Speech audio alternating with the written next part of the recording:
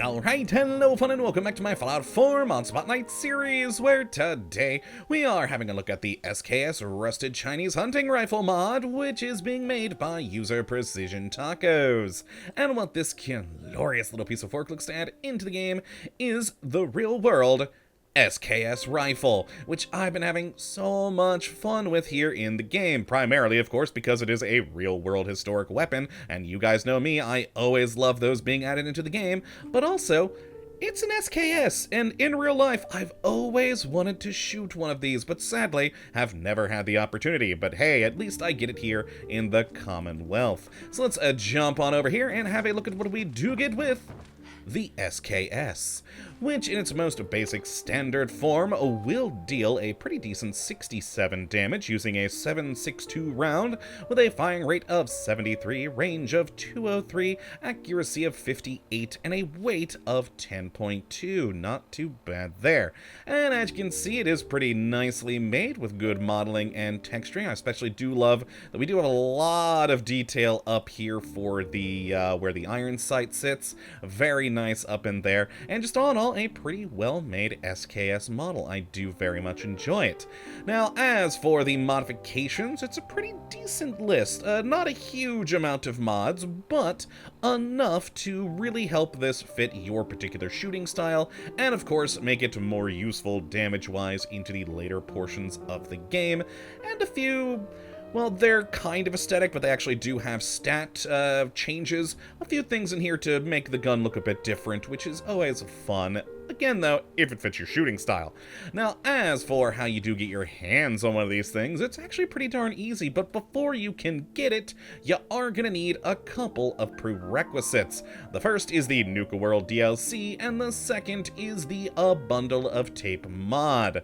Now, of course, Nuka World is there for the 7.62 ammo, and I believe it's using some animations from the A Bundle of Tape mod, so very nice there. And once you have those prerequisites, you're just gonna have to go out into the world to find these, specifically over at Nordhagen Beach. Now, not at it, but just a little bit of ways down the beach is a shipping container chock full of these things that fell off a boat pre-war. It is guarded by some raiders, so you're gonna have to fight them, but it's actually pretty impressive. There are just dozens of guns. Now here's the thing though, a lot of them are complete junk, ruined versions of the SKS. There's only a handful of them, I'd say, that are actually usable, but still a pretty decent amount of them, and a whole ton of 7.62 ammo, which is very nice indeed. So let's go take a look at the modifications we do have available for this thing over at the workbench, and start with the receivers, where we've got either the standard, a light, calibrated powerful, quick powerful, or hair trigger, with the hair trigger giving it the fastest firing rate, and the calibrated powerful giving it the highest damage with a pretty good 107 there. That's pretty darn nice. That'll very much help you into the late game, so always good there. Now then, in the barrel category, we've got the standard, a very short barrel, which is kind of strange, but hey, if you want a very short barrel, then there you go. And an Obrez barrel, which is just a little bit longer than the very short barrel, but still actually has the sort of front sights on it, which is very cool, whereas on the very short, you do not. It's basically just a little stub of your barrel.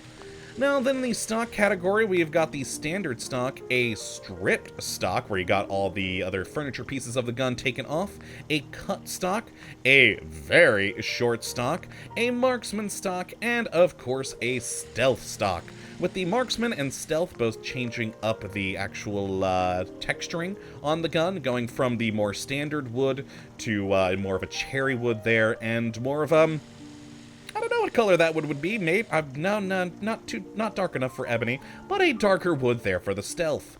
Now then, in the sights category, sadly not a huge amount of selection in here. You guys know me, I love lots of sight options, but we have the standard SKS sights, a heat shield, which actually changes up part of the aesthetics of the gun, but does also adjust some of the stats there. We then have a short scope, a makeshift red dot sight, and a long scope. Again, I'd like to see a few more things in here, but these really do give you plenty of options for a variety of playstyles, so it's, you know, good enough.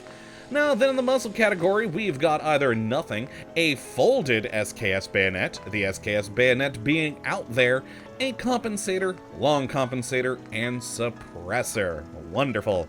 And then we have the ASXAS tape, which you either have black tape or blue tape. Just a minor thing, but hey, tape. It changes up a slight bit of aesthetic, so good times. And finally, we have the magazine category where we got the standard 10 round, a 10mm rechambered magazine, which I love the comment on this. How? Why? I don't know, but yes, if you have an exorbitant amount of 10mm and would like to lose damage, you can actually rechamber this thing in 10mm, and I love that it is very much a makeshift looking magazine attachment point. But then we have a 12, 15, 30, and 75 round magazine, which is pretty darn cool. And I do like, though, that the 15 to 75 are actually detachable magazines, where the 12 and 10 here are stripper clip magazines, so very cool there on the different animations. Always nice to see. And that is it for the various modifications. So let's go take a look at these things in practice. And actually, let me grab my modified versions here. A sniper one there, and of course a fast-firing one there with lots of ammunition. And let's start with the basic one and take some shots.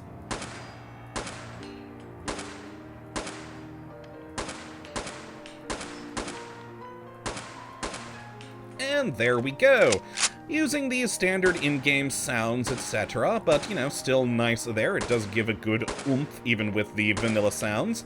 A very nice firing gun, pretty accurate, and of course, if we do a reload there, very quick on the fire rate. Now it does, as you can see, have a whole crap load of kick to this thing, so at faster firing rates, it is going to be a bit more difficult for you to keep this thing on target, unless you're in VATS, but, you know, still just a fun gun to shoot. And if you're using it as sort of a marksman rifle, with the power that it has, it's going to be pretty good at that. But yeah, that rapid firing, oh boy, it is hard to control. Now let's take a look at, of course, yes, this version here, the sniper one that I made, with a nice scope on there, and of course a suppressor, so we can use this more as sort of a marksman rifle.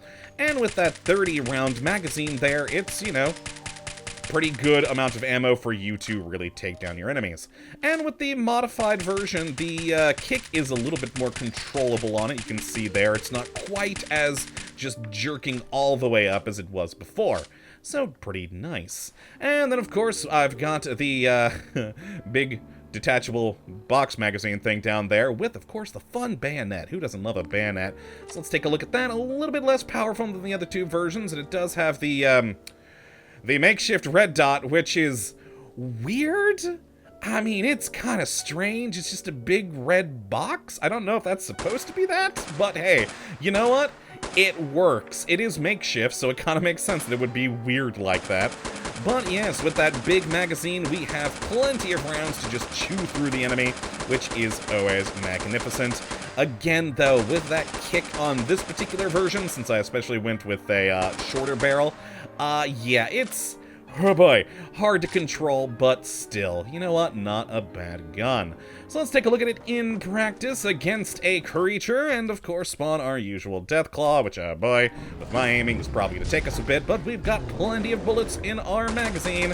Oh boy, there we go. So it'll take a little bit with my shooting, but overall, oh, he's far away. Let's switch over to our long-scoped version. Also the one that does more damage. Oh, I missed him. Alright, have him come back at me a little bit more. There we go.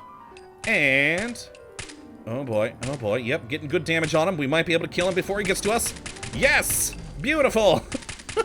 Die, Deathclaw, die! Wonderful. So yeah, overall, it is a pretty fun gun. I do love that we have the difference between the, you know, different detachable magazines as well as the stripper clip on the more standard version. I do very much like that. I do like that we do have a pretty good list of different modifications. And I don't know, just finding a whole shipping container of, actually from the mod page, it's supposed to be PLA, yeah, so People's Liberation Army weapons out there on the beach. Don't know why a shipping container full of PLA guns tons was going by here, but still, just finding all of those on the beach is pretty entertaining. So if you'd like to see this mod for yourself and take a look at it, you can take a look at the link in the description. But that, my friends, is going to be it for this episode. Hopefully you all have enjoyed, and you do come back for the next one. Until that time, thank you for watching as always. Well, have a good one.